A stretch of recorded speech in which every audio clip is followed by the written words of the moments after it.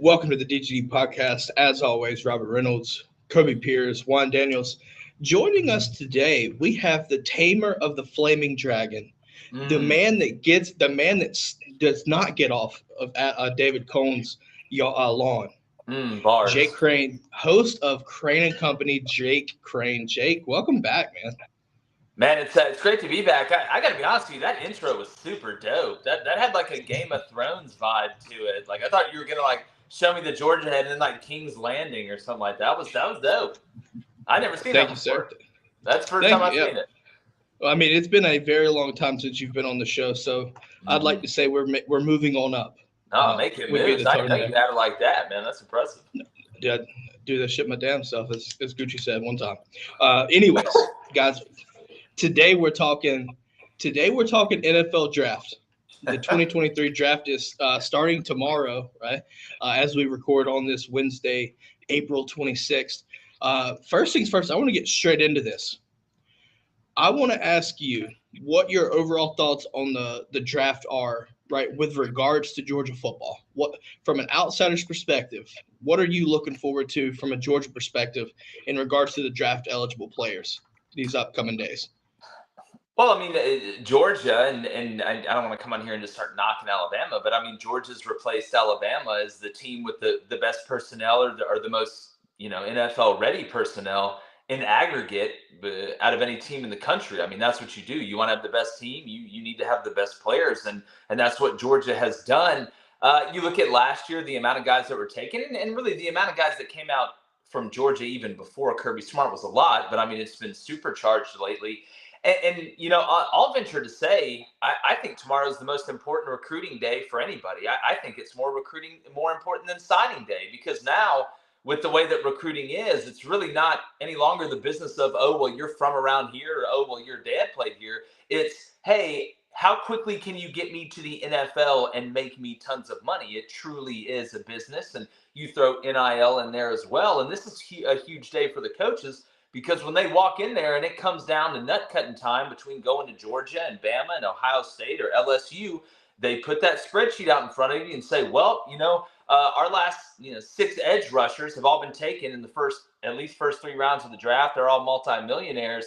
So it's a huge day in recruiting. I mean, I expect Georgia to have a great day. I expect the SEC to set another record and also take a battering ram to the SEC bias debate, which I think is one of the top 3 dumbest things I've ever heard in my life, right there with the world ending in 12 years and the Loch Ness Monster. Nah, man. Loch Ness Monster slander will not be tolerated. Look, I'm just messing. No, I was about to say, look, I work with a dragon on Fridays, so maybe I shouldn't be talking. I mean, in all fairness, shout outs to Crain and Company there. So I do want to, kind of look back to last year, right? Georgia's setting a record, 5 first-rounders, defensive, right, first-rounders in the first round last year, set a record there. I don't, me personally, and Kobe and Juan, feel free to interject here, I don't see that record getting touched this year, right, from a Georgia perspective. But there's still a good amount of players that have a possibility of being in the first round. When you look at, I think you look at surefire, right, first rounders. I think you look at Jalen Carter, obviously. You look at Broderick Jones. I definitely think that he's going to be a first rounder. And then you have potential first rounders and maybe a Darnell Washington, Kelee Ringo, things like that. So, what are your thoughts there? I think, obviously you talked about the recruiting thing, and I think that actually helps as well for sure. But when you look at those names, what do you see out of those guys that sticks out to you?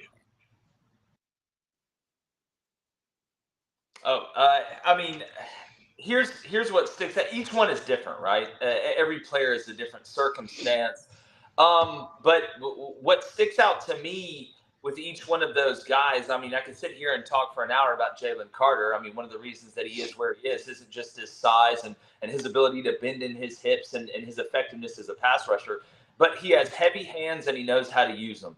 You win up front with your hands. If you know how to play with your hands, you can make up for deficiencies or you can increase proficiencies. And he's obviously very strong. He's very explosive from his ankles up. So with Jalen, it's easy. There's not many guys that are interior pass rushers that are as athletic as him and as good against the run, whether it's base blocks, having good feel, whether you get a down block, knowing the trap's coming, anything like that. And he's not a liability on third down. I mean, when you look at a guy like Nolan Smith, he's Mr. Everything. Now I will say that I do think the best player in this draft on defense is Will Anderson Jr., and it's for one reason. It's because just like if I was operating a Dunkin' Donuts and I needed to hire a manager, I'm probably going to hire the guy that's the best at the most stuff. And without a doubt for me this year, it's Will Anderson Jr. with what he's able to do from a pass rush standpoint with his hand in the ground or standing up, what he's able to do against a run, whether that's, coming into to box the kick or coming in to spill it. He's able to hold up there. He's able to drop in coverage. You can use him in exotic blitz packages, third down exotic pressures, things like that. And hell, you could probably line him up at linebacker and let him play a game there if you had to. So having said all that, the depth from Georgia once again in the first round is going to be incredible to watch. Last year was an anomaly. I don't know if we'll see that record broken for a long time, if not ever. So expecting that every year is just impossible because you do have to reload. And when you lose a lot of guys, you have to replace a lot of guys.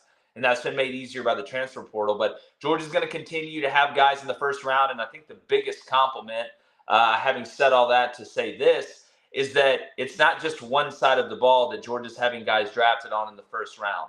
Why has Georgia won back-to-back national championships? It's because of balance. Yes, every team, the offense and defense is never going to be exactly equal, but Georgia's had enough balance to be able to survive games where everybody's not playing great at the same time. And that's how you win a championship in the game of football. Absolutely. So I want to take a second to shout out the brigade coming in hot and heavy and ready to go. Listen, Juan, apparently with Kobe wearing the Masters hat, apparently DGD Pat says you have a green jacket because it's old and moldy. Do you want to defend yourself? No, that's fair. That is fair. Everything I have is 1920s and later. So, fair. Hey, I do have a question here. Who you talked about Georgia players. Who this year would be your sleeper? Who's someone that you would say, you know what, they may have not gone as high or maybe have slipped out, but they're going to be the sleeper? I think when we're talking about the Georgia guys, I don't know if you want to say is a sleeper, but a lot of people will say Ringo, and look, I like Ringo. There's some things in his game I think he has to improve on a lot, but everybody does. I think, man, Darnell Washington being an effective pass catcher in the NFL. Obviously, you look at him hit the sled, it just looks different. I mean, he looks like one of the guys that Xerxes sent to fight the 300 in like the third wave. You watch him, you see how physical he is. You hear the great story of, he was the tackle that transitioned to tight end. And that really doesn't happen a lot. And guys have success in being able to move like he does. But the strength of his hands and his ability to high point the ball, he's really a natural catcher of the ball. There's a saying in baseball, fat kids can hit. Well, in football, I think fat kids can catch a lot better than what people think. And Darnell Washington just happened to transition from a hog molly to now just a hybrid, unbelievable freak athlete of a player. But typically, those guys are deficient catching the ball, right? Or they're really stiff in the hips and can't get in and out of breaks. I'm not saying Darnell Washington's a contortionist by any stretch of the imagination, but the evolution of his game, being able to go up and catch the ball and being such a threat in the red zone. Imagine Darnell Washington being the blocker he is on the slam and slide boot in the NFL that we see all the time. On the backside, hold and dip on that throwback screen that the NFL just everybody runs. It's the new split zone of the screen game, in my opinion. I think he has a chance to be an all-pro player. I really do. Well, Kobe, I want to ask you that. I want to ask you that same question. Who do you think for in this draft class is going to be a sleeper for Georgia? I really think that it just kind of depends on who you've talked to and who's kind of predicted it. But I think Chris Smith brings a lot to a lot of teams, and I've seen things where he's 4th, 5th round pick kind of thing. So is he a phenomenal player? He was for the Dogs for a couple of years. Is he going to transition super well? I don't know. There's a lot of good safeties ahead of him, but I think, he plays hard. He runs downhill. He fills gaps. And, you've seen here that he can be sneaky in coverage. I mean, he's had a couple of really big interceptions, things like that. To me, just going back to what Jake said too, talking about like not breaking draft records every year. my freshman year here at Georgia, we had one guy get drafted in the NFL, Isaiah McKenzie, and he came out a year early. Kirby was trying to get him to stay. And if he stays, you have 0 guys drafted in 2016, which would have been, I guess, the 2017 draft. But now you're looking at last year, you're talking about 15 guys got drafted, 5 in the first round. This year, you're talking about, 3 guaranteed in the first round, maybe sneak a 4th late. And, we did the math the other day, Robert. We're thinking probably 10 guys, maybe 11 guys get drafted this year. Kind of depends how it falls in the late 7th round. Anywhere between 9 and 11 guys. When you see that buildup from when the program, I think a lot of people will talk about, well, Kirby inherited a really good program with a lot of good recruits from the Mark Richt era. I mean, you're talking about we have 1 guy drafted, and now you're talking about you're going to have 4 guys in the first round. So I think that's a big staple to Kirby and how all of his coaches are developing. And now that he's going through his 3rd defensive coordinator, things like that, just that steady ability to grow talent from guys that other people don't necessarily see talent in as well. Kobe, I'll say this too, man. I mean, it's one thing to inherit a good roster, but Georgia hadn't had a good roster in a long time. Y'all know this. It's been an elite roster. It's one thing to hand me a really nice car that works, and it's another thing for me to drive up 2 years later in a Lamborghini with 2 Victoria's Secret models in the back of it. See if you want to go down to the Jersey Shore or something. And Georgia's had more. The state of Georgia has not had this many guys drafted since Vietnam. I mean, it really is incredible to see when you look at the numbers and the increase. It's just another feather in Kirby's cap. You're not wrong. I wanted to bring up something else in regards to sleepers. One, I want to ask you this question too, but I want to throw a name out before it gets taken. You look at Broderick Jones and like the utmost potential there. I think the kid has a ridiculously high ceiling, but my sleeper is Warren McClendon. Just looking at McClendon, like seeing how well he held down the right tackle spot, for me, and Jake, if you want to elaborate further on this, when you're on the offensive line and your name's not called, that's not really a bad thing. That, you're doing your job.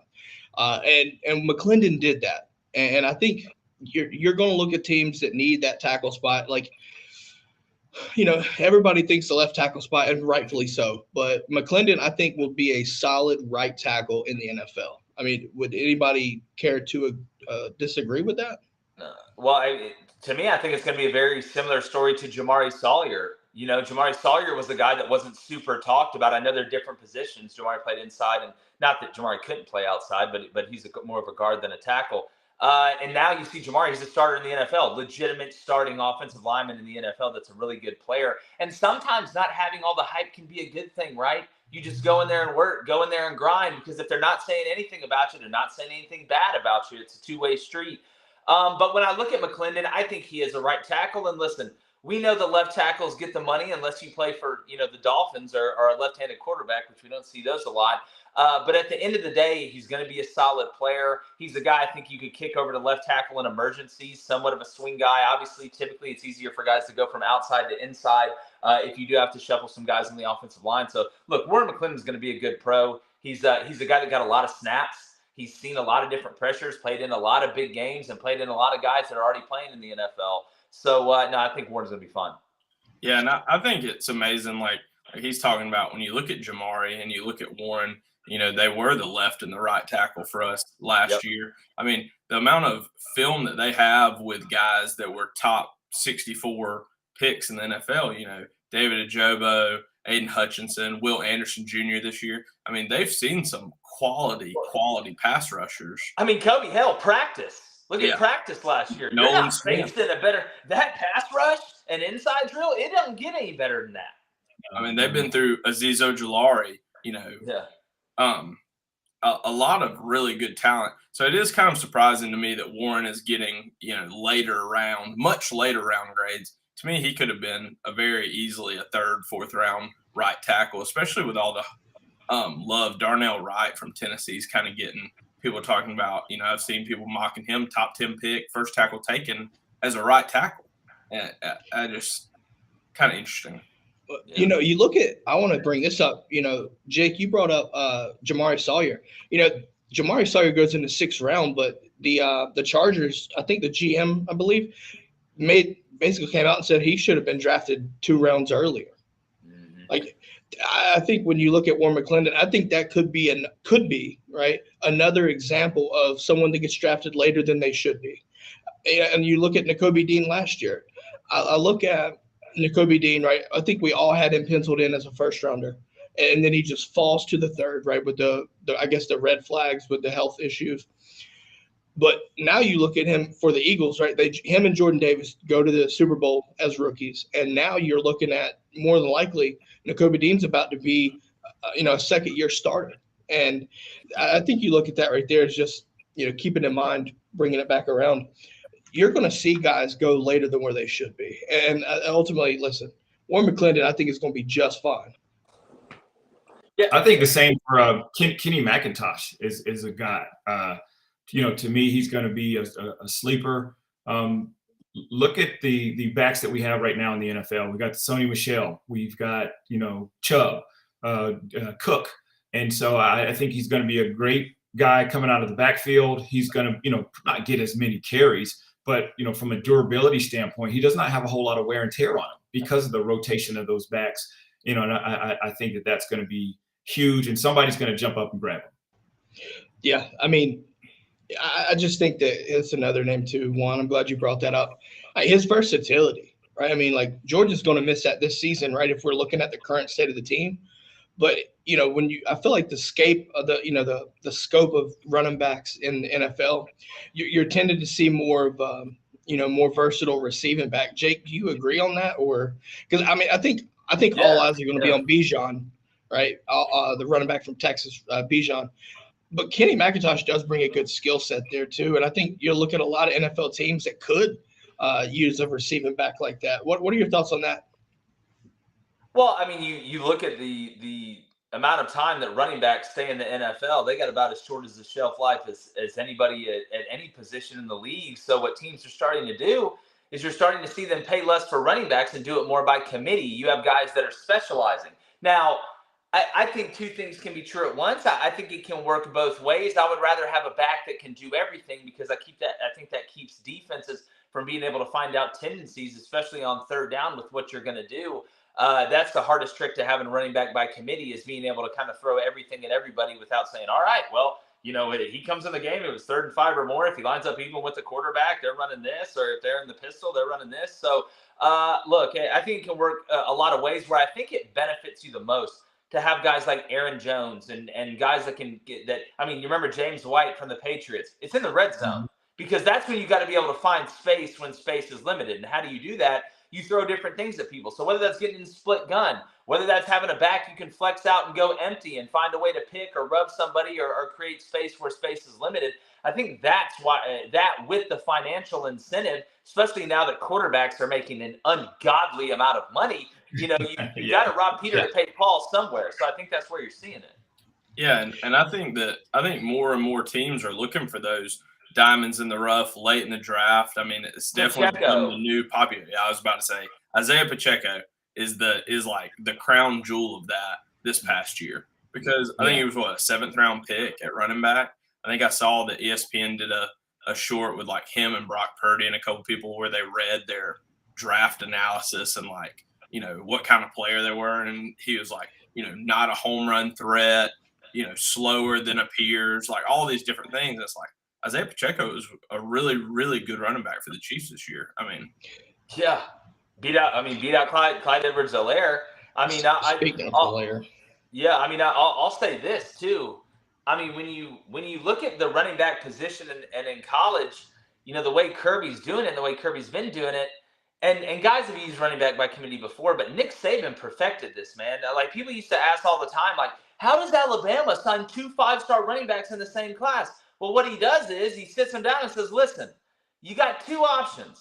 I can sign you and only you, and you can be the guy, and I can give you 15, 20, 25 carries a game for 3 years, which we saw with the most special guy he had, in my opinion, Derrick Henry, who's just a different breed of human being. But with the mortal humans, He says, all right, but if I do that, by the time you're draft eligible, you're going to look like a beat up old Pinto by the time you go to the Senior Bowl. You want to talk about injury history, or I can bring in two of you. I can split the carries. I can turn you into a complete back. You can pass protect. You can learn how to pick up blitzes on both sides of the line of scrimmage. You can learn how to run routes and be a complete black. Like, I don't know, Najee Harris. And you can make a ton of money and not be used goods when it comes down to the combine and they look at the Carfax. So it was started by Saban. It's brilliant. That's how you get multiple great running backs on campus. It's just the way it works. Mm-hmm. So I want to transition from the running back situation to the quarterbacks, because I heard Brock Purdy. Georgia has a quarterback that's actually draft eligible. The talk of the town, Stetson Bennett. I got to ask this question because there's a bet, a long-standing bet that is about to come to fruition. A winner will be determined over this weekend. So I'll explain this shortly. If Stetson Bennett gets drafted, Juan Daniels has to wear a Stetson Bennett jersey. Juan, care to explain to if I lose this bet, what happens to what happens?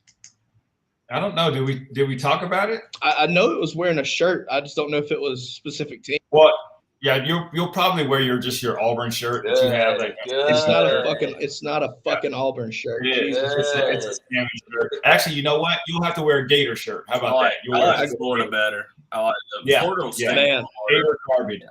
Well, yeah. So I guess what'll happen is if Stetson Bennett does not get drafted, I'll have to get a Florida shirt and go from there, and then give it to Adonis because, well, he can never have too many. But I want to pose this question to Jake. Jake, do you think Stetson Bennett will get drafted?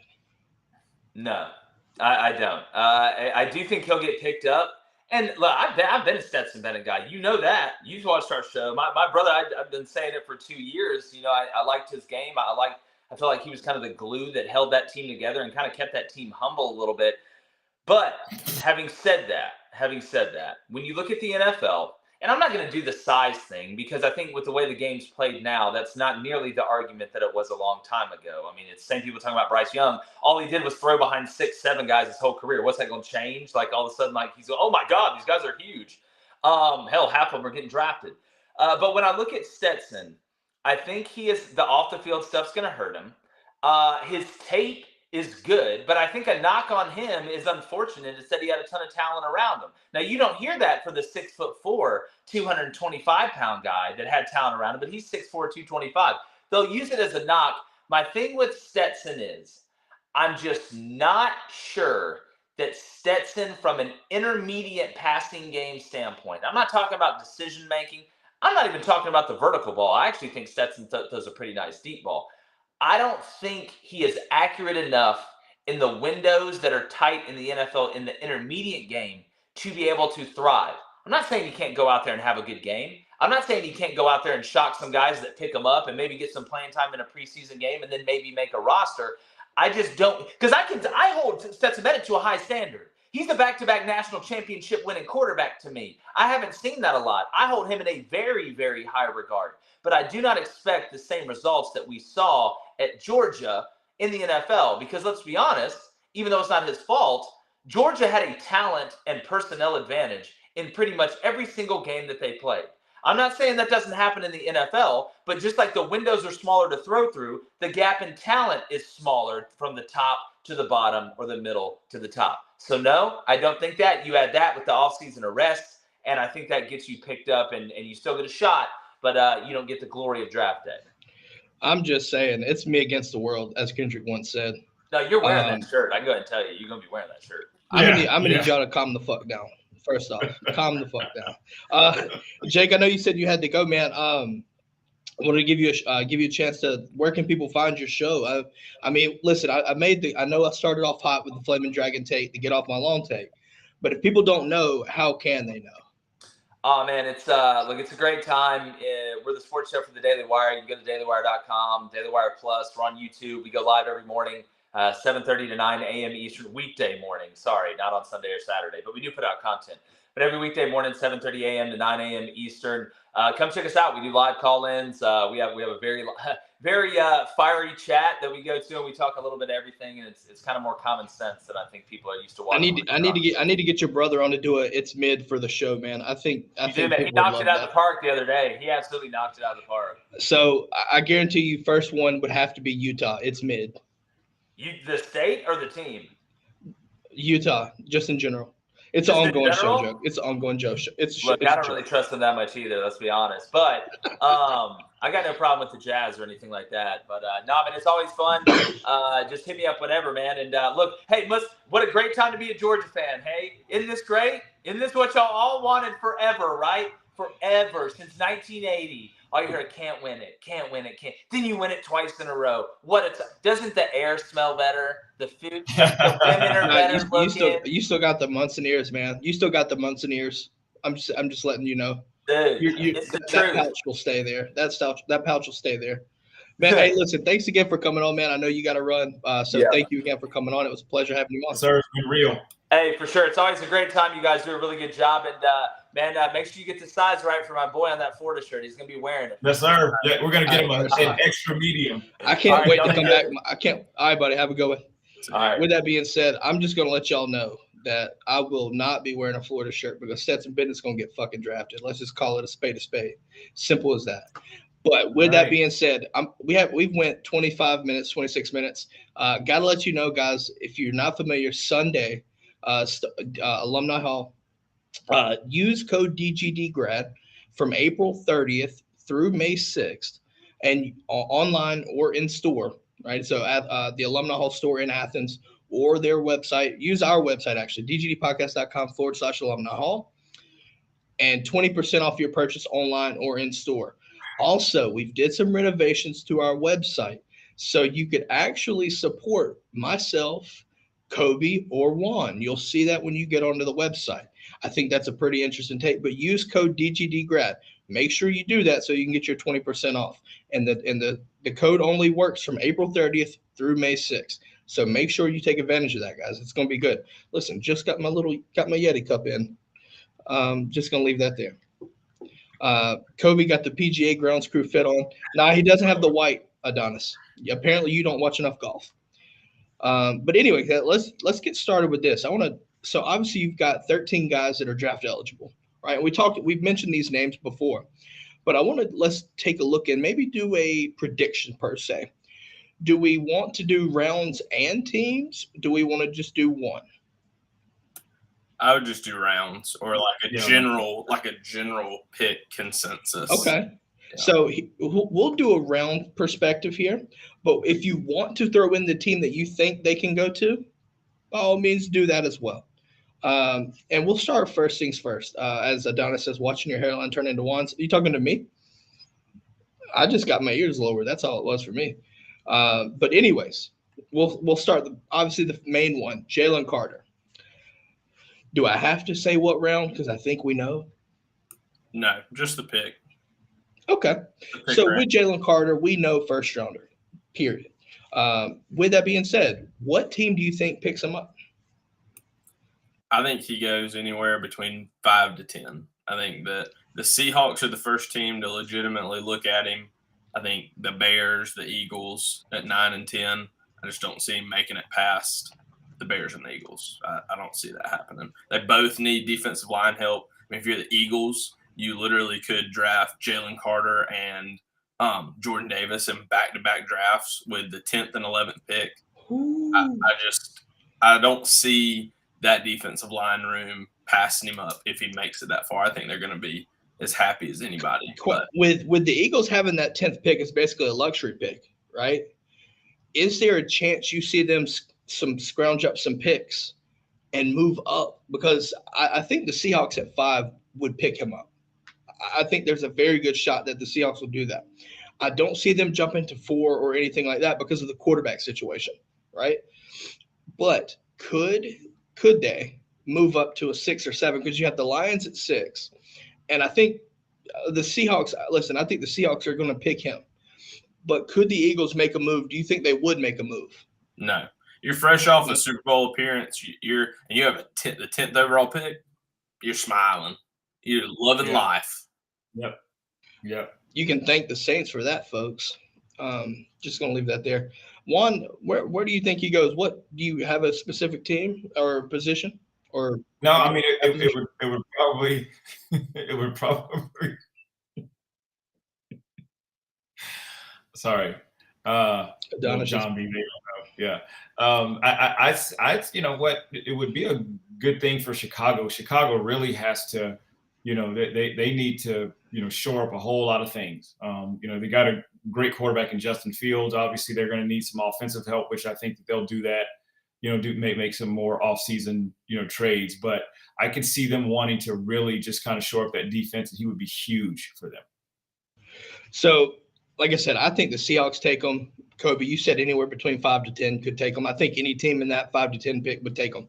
I think the only reason the Seahawks don't take him is if they move back. I think that's the only, like. If they move back, then whoever moves into 5 will more than likely take. Well, I feel like it would be for a quarterback. I know this sounds crazy. That's what I'm saying. I know it sounds crazy, but I legitimately think that I don't understand the fascination for this quarterback class. I really don't. But you're looking at 4 quarterbacks coming off the board almost immediately. Like, I just don't see that depth. We've played a couple of them, and I don't buy it. I'm just saying. But I do want to move on to our next one, Broderick Jones. I think he's a surefire first rounder too. But I think he's in the middle of the first round. And I think the best fit for him would be the Jets. You provide instant blocking prowess, right, for Aaron Rodgers with that move. Keeping him upright is going to be key there for success for the Jets. I think that would be the ideal landing spot. Juan, what do you say? I'd say the Jets too. I'm gonna tell you what, man, the Jets are making some big time offseason moves. You know, you got OBJ. You know, you've got with Aaron Rodgers. They're basically selling the farm, you know, pretty much to make a run. And I think it's just going to be a couple of year run with Aaron Rodgers. I don't see him having a whole lot of time left, but I think this will be a great fit for them. I mean, at one point in time, as crazy as it may sound, the Jets were known for having a pretty good defense. Their offense has always been pretty poor, but defensively, they always were at least in games, you know, for a time, you know. So now that they have some more offensive power, they're going to stack up their defense. I think that this would be a great fit for them. I think I agree with Juan. I think it's a huge, not really knock on any of the tackles, but maybe even a good thing. But I still don't think we know where any of the tackles rank. I think they all rank differently on their own, like on individual teams' draft boards. You know, I mean, I've seen Darnell Wright being the number 1 tackle taken. We've seen Peter Skronsky. I've seen Paris Johnson Jr. I've seen Broderick Jones. I've seen all 4 of them be the first tackle taken in numerous mock drafts. I agree. I think the Jets at 15, I mean, they only moved back 2 spots from 13. I think that, you know, they have a good chance of taking Broderick, but I also wouldn't be surprised if, you know, somebody at 11 or 12. I think the Texans Patriots. 12. Patriots. I think the Patriots, you could, if you're not careful. The Patriots are after 15, though. I think they're at 17. I thought they were at 14. My bad. So obviously, listen, Broderick's going to be a first round pick. 14. So I mean, it could go anywhere. Like I said, I think Belichick loves him some Georgia too. Okay. Yeah. So keep that in mind. Obviously, I think he goes to the Jets. Next player up, Darnell Washington. This is where it starts to get interesting. Where do we project this man to go? I would say late first round, early second round. Like I say, he could be that sleeper. He's such a force. He's such a physical human being, and just like Jake was talking about, I mean, he can rise, he can catch, he can do different things. He's kind of an in between, so he's not necessarily going to be that Gronk, but you know, he can also be like that Brait type guy. So he can do a lot of great things. It's just going to be a matter of, is somebody going to be able to take a chance on him? I mean, he can, like I said, those plays where you're hitting the edge and then you're rolling out into the flats. I think he would be just dominant. Jesus, the brigade is going wild. Brigade going wild. Oh Lord! For those listening on podcasts, I'm just saying. Apparently, Adonis did a mission trip to Utah, failed, But when it came to That is the funniest. oh my word. Welcome to the Make One Laugh Again campaign. It's the presidential season. Apparently Adonis passed on the mission to find white women. That's the only mission trip he'll pass. That is the funniest thing ever. Oh my God. Make him feel good. Anyways, listen, I think Darnell goes early second round, but my heart wants me for him to go first round. And the team that I would love to see him go to, the Cincinnati Bengals. Oh, man. I would love to see that. Absolutely love to see him on the Bengals. Just pairing him with Jamar Chase and Joey Burrow alone. Just because if I'm not mistaken, I think they have Hayden Hurst, but I don't know if Hayden Hurst is a free agent or not. But I just think that would be a dream matchup. You get Joey Burrow, a huge red zone target. Jamar Chase is good from anywhere on the field, but you get into the red zone, that's dangerous. Juan, what do you think? Or Kobe, excuse me. I mean, you would have something like that again. You got Boyd, you've got Jamar Chase, you've got some backs out of the backfield they can catch, but then you add a Darnell Washington. That is just, that's just potent. And it's not just in the red zone. That's all the way down the football field. I mean, you could see too. There was a lot of plays that Darnell Washington made where he was just scooting down the field. Yeah, and he's a force to be reckoned with. Well, it also helped. I mean, if you think about this, and another team, and Kobe, I'm gonna let you speak on this too. Another team that I would love to see him go to is the Chiefs, because while they have Travis Kelce, you add Darnell Washington, that adds that extra lineman. So you help Pacheco, right? You help Travis Mahomes with blocking, inline blocking if you need to. You could see the Chiefs run a 12 personnel and be just fine. It would be insane. It would be absolutely. Kobe, where do you think Darnell goes? Yeah, I'm just looking at the order right now. The Eagles pick at 37. That's pretty, the first round ends at 31 this year, not 32. So, that would be a very interesting place. They a lot of ground and pound football, but also a lot of finesse and throwing the ball. So, just to be a little bit different, that's about where we're expecting him to go, that early second round. So, I think the big thing, like Jake said earlier, use him in the blocking game, but also you've got to use him in the red zone, got to roll out more and look for him, target him. He has really nice hands. I really thought that we did a poor job, even at Georgia, targeting him in the red zone. Up close in the red zone, the fact that he didn't have 10 touchdowns this year is just, I don't know. It just is a missed opportunity, I guess, is what I was trying to say. Yeah, I think so. Adonis asked, does Darnell start right away? I think so.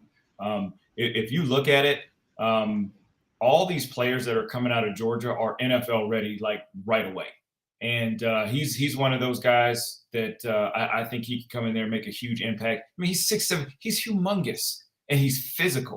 And he has great hands from blocking and catching.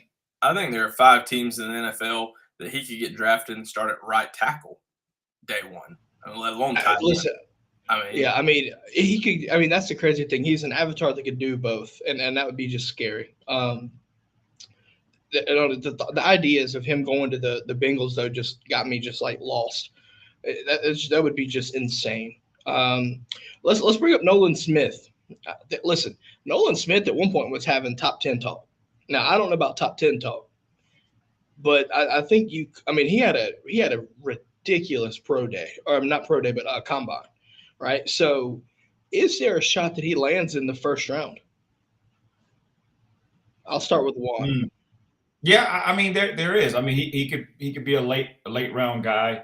Again, I look at if I'm a GM, if I'm a coach, I'm looking at wear and tear. And I know that he had, that shoulder surgery, but he's coming off from a year of not having to be in a physical SEC schedule. So, I think that he's just going to be fresh. He's going to be ready. He's hungry. And just watching him at the combine lets me know all I need to know as far as who he is as a player. And I need somebody like that on my team. Yeah. Kobe? I think there's no doubt he's first round talent. I think he's going to go in the first round. I think the biggest thing, not that worries me or is really a concern. It's actually the opposite, but it was interesting to hear. If anybody watches Real Talk with Ryland and Tate, we had them on. They interviewed God, why did it just lose? I just left me. Who's the middle linebacker last year? Why did I just lose that? Nakobe? Yeah. They interviewed Nakobe, and they talked about in the national championship when he yelled at Channing, when he was passionate, yelling at Channing, telling him to do his job. Next play, Channing makes a big play. And Nolan and Nakobe really share in that, a lot of that, real fiery passion to play the right way, to play every play hard, And Nakobe said that in all of his draft interviews that a lot of teams mark that as a negative, that once you got the NFL, that's not how we play here. We don't yell at teammates like that on the field. We don't embarrass other grown men. That's not the passion we play with. It's much more of a business. We want you a lot more even.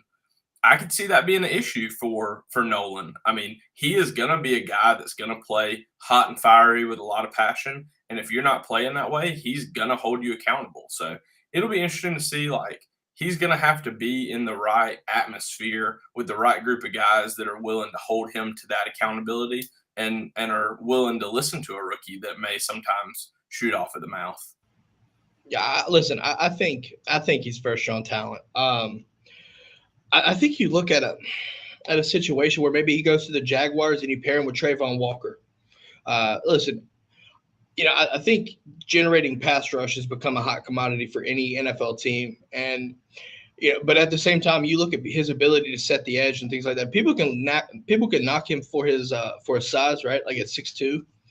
But when you run a 4.3, if I'm not mistaken, that sideline to sideline speed, you can put him on the end. He can be that hybrid, outside linebacker, or, you can put him as an end.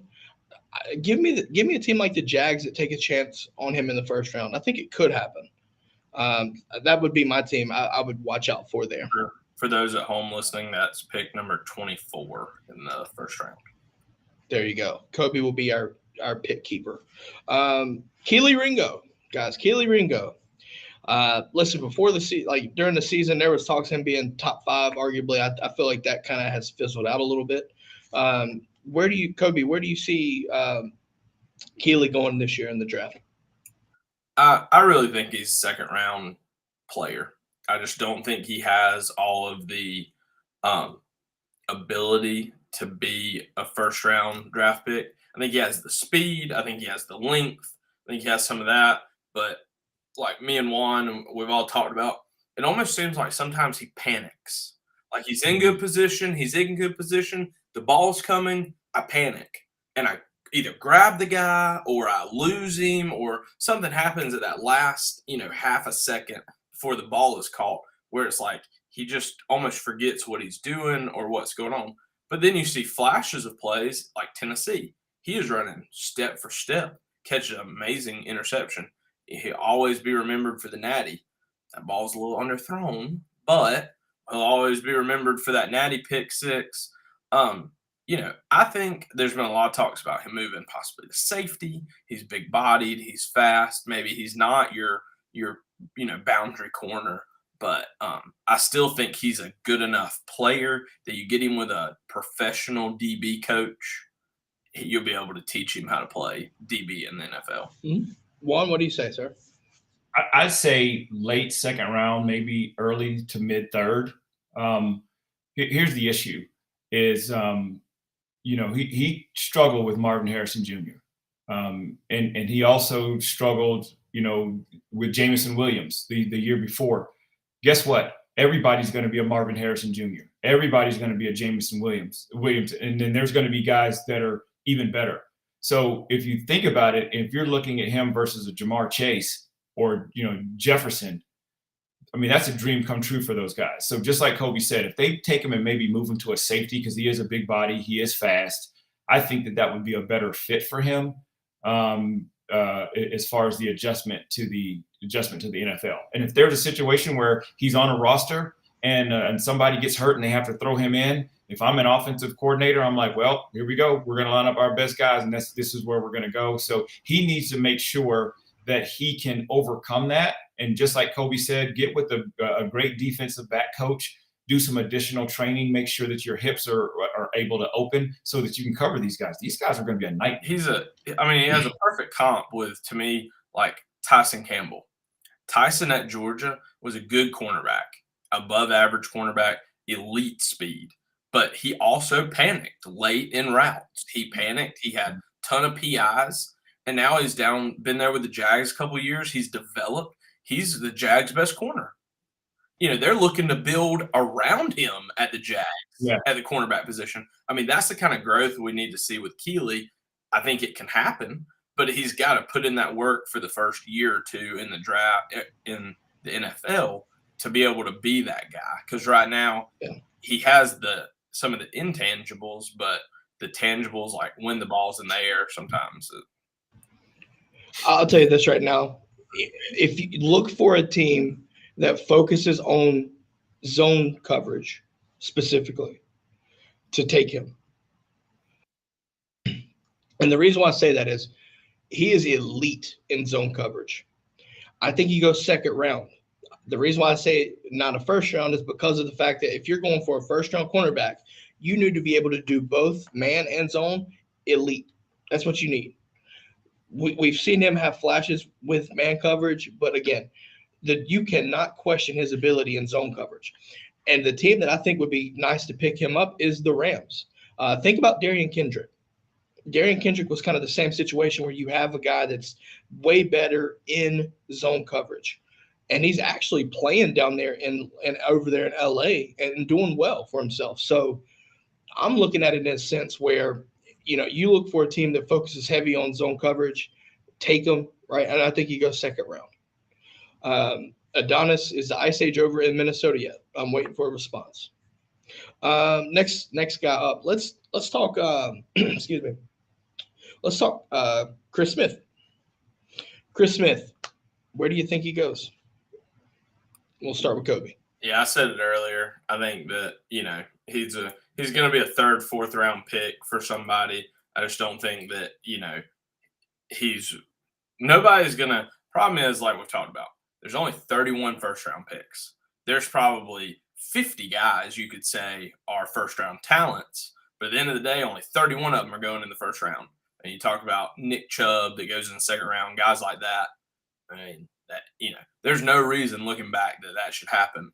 But people gamble. They, take what's best available at certain positions. So I just think that after you kind of get through that best 80 players, you get into that fourth round, late third, fourth round, that's where Chris is going to fall, probably top 150 pick. That's, I guess, pick 100, I think, starts the fourth round or close to it. So that'd be, right around where I can see him going. Juan, what about you, sir? I'd say the same thing. And if you really look at it, that's a bonus for him because fortunately for him, he had an opportunity to play against SEC receivers, and go against SEC offenses. Had he not, you would almost have to think, would he fall out of the draft? But, he had a pretty decent pro day. And so I do. I think he'll be around that area. And thank goodness he had an opportunity to go up against these SEC teams, because if he didn't, I think it'd be kind of tough on him. I've got him going in the fourth round. Listen, I think you're getting an excellent football player, high IQ, high motor. We saw his closing speed, right? We've talked about it. We've seen it. But I think when you look at safeties and what the NFL covets now, I think you look at a sizable safety. And that's something that God just didn't benefit him with the benefit of size. So I think you see him going fourth round based off of his instinct alone. And I wouldn't be surprised to see a team maybe like the Commanders take a hit on him. Commanders, I feel like, could use some help in the secondary as well. And maybe that's a good way to start out, right? I think that'd be a good idea. Or put him at I'd rather him stay at safety, but, I'm sure that if the team that picks him could look at his diversity and, his versatility. But definitely I think you'll see mid rounds for sure. I think you see him go maybe early fourth. Let's look at Warren McClendon. Do we see McClendon going anywhere? What round do you see him going? Yeah, I think we've touched on Warren McClendon earlier with Jake too. I see him being a mid to late round draftable right tackle. He's going to help a roster probably almost immediately. He's going to surprise some people in OTAs, in the preseason, stuff like that. Depending on your depth, you're going to get a guy that probably can be either your sixth lineman or a good solid backup right tackle, or possibly if someone gets injured, or depending again on your depth, maybe you're starting right tackle. I think Jamari Sawyer's a perfect comp for him. He's somebody that's going to be undervalued, and he's going to bring a lot more value than people necessarily are looking right now. What? Yeah, I'd say the same thing. A first rounder for sure. There's a lot of teams that are looking for linemen that need that need linemen. But it could also be a situation too, or if he falls late, look at or maybe even the second round. Look at the Kansas City Chiefs to pick him up. They were a team that were just decimated from a line standpoint. What they were able to do in that Super Bowl was a dang near miracle. But he's going to come in there. I think he's going to help somebody right away. Again, the physicality. And that's what I'm looking at as a GM. If I'm looking at as a coach, the physicality of going through the SEC and, playing against some of these top guys. I wish that, obviously Georgia would have had an opportunity, especially for McClendon, and all those other guys to play against a Will Anderson. That would have been great. That would have been a great, just kind of test to see what it's going to look like. But I think he's going to do well. He's prepared. The trainers and everybody is prepared and well. I think it's going to be great. I think you could see him go maybe in the 5th round, mid to late, right? I think anywhere in that range would be good. I think you look at a team for Warren. I think you look at the Dolphins, right? With Tua's health history and things like that, like you want to make sure your right tackle is at a premium. But do they take a chance early on an offensive lineman, or do they try to get other positions? I think they wait and try to get a surefire, solid offensive lineman. And I think Warren McClendon would be good there to protect Tua if he, you know what I mean? So I would say the Dolphins would be a team to watch out for, because the right tackle, and Jake mentioned this earlier, the premium for a left-handed quarterback, the right tackle is your left tackle. So that's a benefit for those teams, because everyone else looks for a left tackle. So your premium is your right tackle. So, and you get them on a budget, right? You get them at a value cost. So I would be careful if you watch out for the Dolphins there, maybe. Let's look at Kenny McIntosh, guys. Kenny McIntosh. I'm gonna say 4th round. Watch out for a team like the Falcons. I think he would fit well with the Falcons. Just my thought right there. Yeah. Ron, what do you say? I would probably say 5th or 6th. I do think he's a sleeper. I think he's going to be a steal. I just don't see a whole lot of teams just jumping up to go grab him. It's going to be one of those situations where, oh man, he just fell in our lap. The only thing that's unfortunate is he does not have the stats that a lot of these other running backs are going to have. So that's going to be something that's going to hurt him. But again, as a GM, I'm looking at, hey man, he doesn't have that much wear and tear. So I'm going to, take a chance on it. Apparently, we've got a viewer, Mike Free from Pearl Harbor, Hawaii. So we have now hit Manifest Destiny, going from the Carolinas all the way to Aloha Central. I'll take that. Welcome to the show, Mike. Also, Kobe, are you dressed like an escape con, trying not to look like one? Catch me if you can. Yep. Catch you if you can. Kobe, you want to speak on Kenny there, sir? Yeah, I think Juan's dead on. I mean, I think 5th, 6th round, maybe late 4th, if you, like you're saying, if you get a team like you're saying, maybe a team like the Falcons. Did he interview really well? Did he impress? Is this somebody that they're like, wow, but the problem is the running back position, like we talked about, is just so devalued. You can go get a late round running back, most teams, a late round running back, run them to death for 3 years, and then draft another late round running back and run them to death for 3 years. The days of, first round top 10 running back it just isn't there anymore. I mean, unless you have a top 5 back, and even then, like the Titans are talking about trading Derrick Henry. I mean, even still having a top 5 back doesn't always guarantee that your longevity is going to be there for the same team.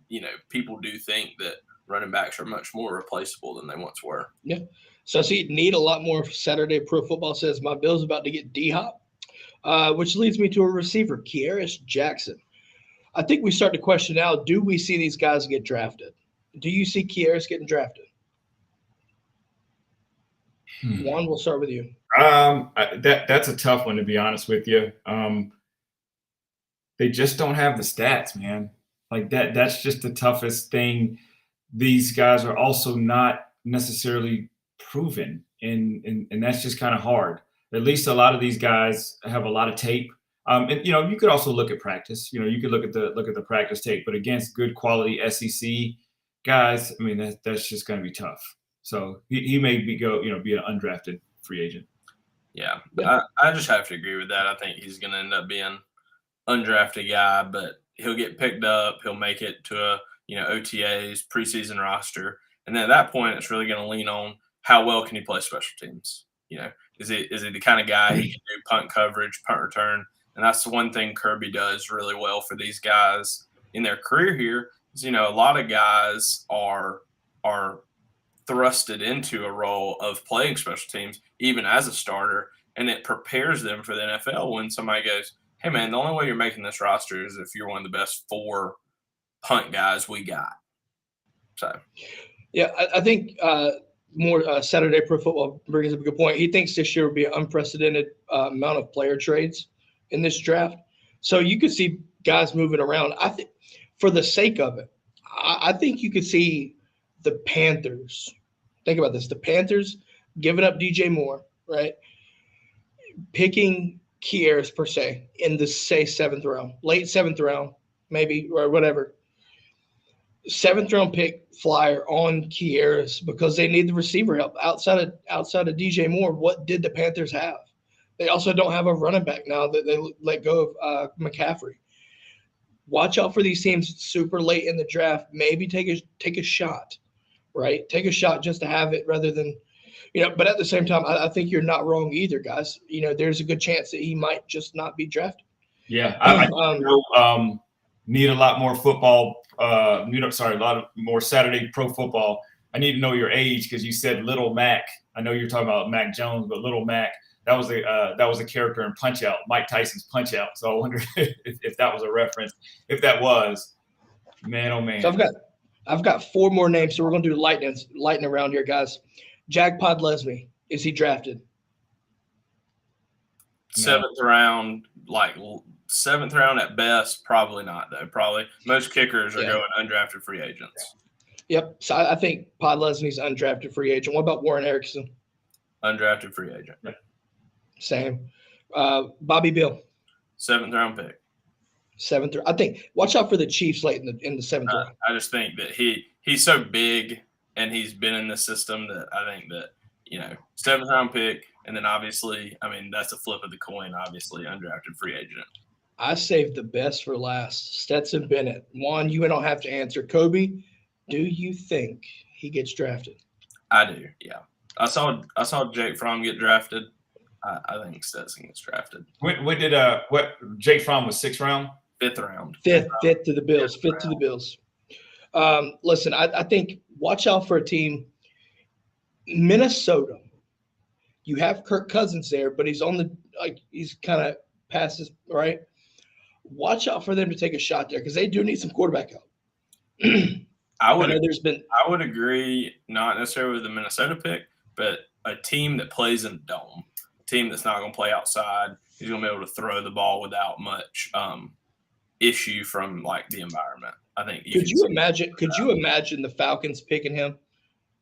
I don't see that happening by any means. I'm just saying, because if you look at it, right, what if the Texans don't, right? What if the Texans don't pick him? Or, they don't take a quarterback in those 2 first-round picks? Because, who do they have? I forgot who's their quarterback right now. They did have Deshaun. They let him go. But But no, I think I saw some mock drafts for Stetson go as high as the 5th round. I don't even know about that. I'm going to be optimistic, but cautiously optimistic. Give me a 6th round, 7th round, right? Late round, day 3. But like I said, maybe depending on how things play out, because there's been Hendon Hooker talk for Minnesota. But I think you look at another team. Maybe you look at Green Bay, right? Where you got Jordan Love now. Maybe put some pressure on him to do better. Yeah. But at the same time, Kobe, you talked about it. You got to be careful with it because Green Bay is going to be super cold and outdoors. I disagree with the Green Bay pick only because you want a veteran presence for Jordan Love, not a rookie presence. Yeah, that's true. Okay. Now, and if he does miraculously get drafted, I could see him probably going to the Ringling Brothers, Barnum and Bailey circus. They would probably take a chance on him. And I think that they're not even around anymore, but I think that they'll probably try to draft him to resurrect the whole thing. Anyways, before we go, so that's our predictions right there, guys.